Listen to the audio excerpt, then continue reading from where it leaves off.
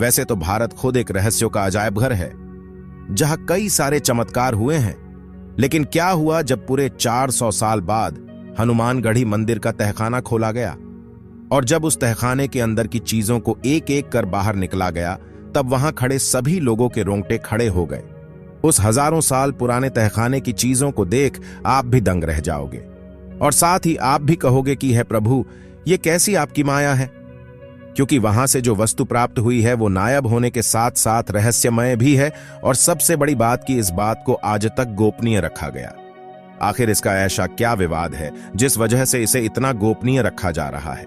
ऐसे में सभी के मन में एक ही प्रश्न खाए जा रहा है कि आखिर वो काला सच क्या है जिसके बारे में हर कोई जानना चाहता है। वास्तव में उस पुराने हनुमानगढ़ी मंदिर से मिली यह वस्तु एक मुसलमान के हनुमान भक्त होने का सबूत दे रही है। जाहिर सी बात है, ऐसे में लोगों का हैरान होना लाजमी है। तो आखिर क्या है उस मुसलमान हनुमान भक्त की कहानी? क्या है हनुमानगढ़ी मंदिर के बहुत पुराने तहखाने का राज? आखिर 400 साल बाद ऐसा क्या मिला जिसने सभी को सोचने पर मजबूर कर दिया? क्योंकि कई सालों पहले 1885 में मुसलमानों ने मंदिर को नष्ट करने का प्रयास किया था। मुसलमान हनुमानगढ़ी को मस्जिद बना देना चाहते थे, लेकिन वे ऐसा करने में सफल नहीं हो पाए। ऐसा कई इतिहासकारों ने भी कहा है। तो दोस्तों, इस वीडियो को देखने के बाद आपको भी एक सनातनी हिंदू होने का खुद पर गर्व होगा। इसलिए एक बार कमेंट में जय हनुमान जरूर लिखना, ताकि सबको यह पता लग सके कि हम हिंदू भी किसी से कम नहीं हैं। नमस्कार दोस्तों, मैं अथर्व तिवारी आप सभी के सामने पुनः एक बार उपस्थित हूँ एक और नई कहानी लेकर। तो चलिए शुरू करते हैं। कहानी की शुरुआत भोले नामक लड़के से होती है, जो भोला होने के साथ साथ एक बहुत बड़ा राम भक्त था। उसका ज्यादातर समय रामायण जैसे ग्रंथों को पढ़कर बीतता था। वह बचपन से ही श्री राम को अपना आदर्श मानता था और हर समय जय श्री राम जपता रहता था। हमेशा सत्य वचन बोलता और श्री राम के पथ पर चलता था। लोग उसे एक राम भक्त के नाम से जानते थे, और बड़ा होने के बाद भी वह अपने काम धंधे के बीच भक्ति करने के लिए वक्त निकाल लेता था। ऐसे ही एक दिन भोला राम मंदिर निर्माण कार्य देखने अयोध्या पहुंचा, जहां पर उसने सरयू नदी से लेकर राम जन्मभूमि के दर्शन किए। भोला यह सब कुछ देख बहुत ही ज्यादा खुश हुआ, क्योंकि जल्द ही राम मंदिर बनकर तैयार होने ही वाला था। वहां पर उसने सरयू नदी पर स्नान भी किया और पूरी अयोध्या नगरी भी देखी। भोला कुछ देर वहां पर राम जप करने के बाद वहां से जाने के बारे में सोचने लगा। तभी वहां के एक पंडित ने उसे बताया कि भले ही तुमने राम जन्मभूमि के दर्शन कर लिए हो, लेकिन जब तक तुम पास ही में स्थित हनुमानगढ़ी के मंदिर में बाल हनुमान के दर्शन नहीं कर लेते, तब तक तुम्हें यहां आने का फल नहीं मिलेगा। इस बारे में भोला को पंडित ने समझाया कि हनुमान जी राम जी के सबसे बड़े भक्त है, और अगर कोई व्यक्ति राम जी की नगरी में अयोध्या आने के बाद कोई उनके प्रिय हनुमान जी के दर्शन नहीं करेगा, तो श्री राम आखिर कैसे खुश होंगे। इसका उल्लेख हमें रामायण में भी देखने को मिलता है, और ऐसा भी माना जाता है कि हनुमानगढ़ी मंदिर वही मंदिर है जिसे भगवान राम ने लंका से लौटने के बाद अपने प्रिय भक्त हनुमान को दे दिया था। ऐसी मान्यता है कि पवन पुत्र हनुमान यहां रहते हुए कोतवाल के रूप में अयोध्या की रक्षा करते हैं। इसलिए यह कहा जाता है कि हनुमानगढ़ी के बाल हनुमान के दर्शन किए बगैर अयोध्या के श्री राम जी के दर्शन अधूरे ही है। इसलिए पंडित जी की बात मानकर भोला अगले ही दिन हनुमानगढ़ी के लिए निकल पड़ा, जो अयोध्या के राजद्वारा के सामने उच्चे टीले पर 76 सीढ़ियों के ऊपर बना था। भोला सभी सीढ़ियों को चढ़कर ऊपर पहुंच गया। उसने वहां हनुमान चालीसा की पंक्तियों को दिखा और साथ ही में बाल हनुमान के दर्शन किए, जो कि युवा हनुमान जी माता अंजना की गोद में बैठे हुए हैं। वहां पर उसने कई सारे बंदरों को भी देखा। उन बंदरों को उसने भोला ने प्रमाण किया, क्योंकि भोला को यह पता था कि हनुमान जी स्वयं बंदर के रूप में थे, और क्या पता इन्हीं में से कोई एक हनुमान जी का रूप हो और वह अयोध्या की रक्षा कर रहा हो। कुछ देर बाद उसने मंदिर पर लगे हनुमान निशान ध्वज को भी देखा, जो करीब 4 मीटर चौड़ा और 8 मीटर लंबा था। उसके बाद भोला ने मंदिर की परिक्रमा की, फिर वही मंदिर के आसपास टहलने लगा।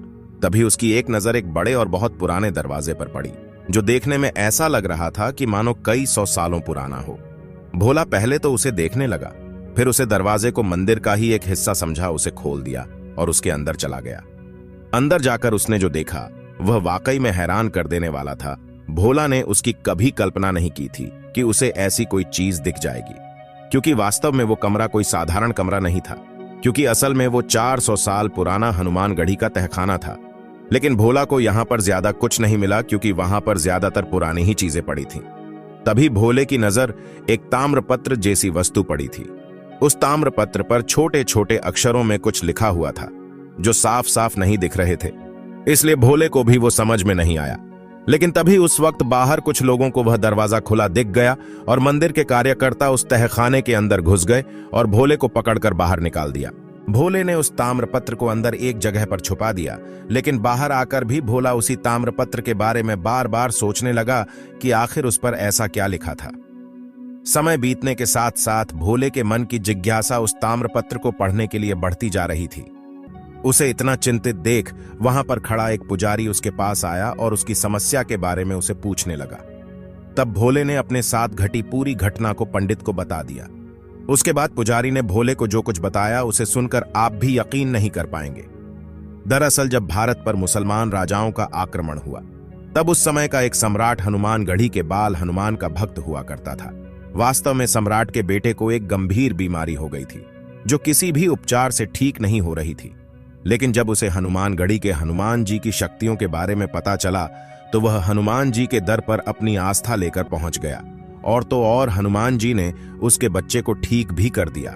इसी घटना के बाद सम्राट की हनुमान जी के प्रति आस्था कई गुना और बढ़ गई। उसने न सिर्फ मंदिर में दान दिया, बल्कि मंदिर का जीर्णोद्वार भी करवाया, और उसी सम्राट ने वहां पर उस ताम्रपत्र को लिखवाया था। उसने लिखाया कि आने वाले समय में भी इस मंदिर से किसी भी प्रकार का टैक्स ना लिया जाएगा। इस कहानी को सुनकर भोला दंग रह गया कि आखिर एक मुस्लिम सम्राट हनुमान जी का भक्त, और वो भी इतना बड़ा भक्त कैसे हो सकता है। लेकिन कहते हैं ना कि हनुमान जी इस समय कलयुग में भी जीवित है, इसलिए वे मुस्लिम हो या हिंदू हर किसी की पुकार सुनते हैं, क्योंकि भक्त तो भक्त ही होता है। इसके बाद पुजारी ने भोले को आगे बताया कि एक समय पर कई मुस्लिम आक्रमणकर्ताओं ने इस मंदिर पर हमला कर दिया था और इसे तोड़कर मंदिर की जगह मस्जिद बनाना चाहते थे। तब उसे समय यहाँ के साधुओं ने उनसे लड़कर यहाँ के मंदिरों की सुरक्षा की थी। इसीलिए हनुमानगढ़ी मंदिर का विजय ध्वज उसी विजय का संकेत देता है। इसलिए आज भी एक विशेष पवित्र घड़ी में उस विजय ध्वज को बाहर निकाला जाता है। इतना सब कुछ सुनकर भोला आश्चर्यचकित रह गया, क्योंकि वह आज तक उसने कोई भी रहस्यमय बात को नहीं सुना था। तो अब मैं आपसे जानना चाहता हूं कि क्या आप इस रहस्य को पहले से जानते थे? अगर नहीं तो हमें कमेंट में जरूर बताना, और कमेंट में जय श्री राम लिखना मत भूलना, और ऐसी ही कहानियां को सुनने के लिए चैनल को सब्सक्राइब करना मत भूलना, क्योंकि हम ऐसी ही वीडियो आपके लिए लाते रहते हैं। धन्यवाद।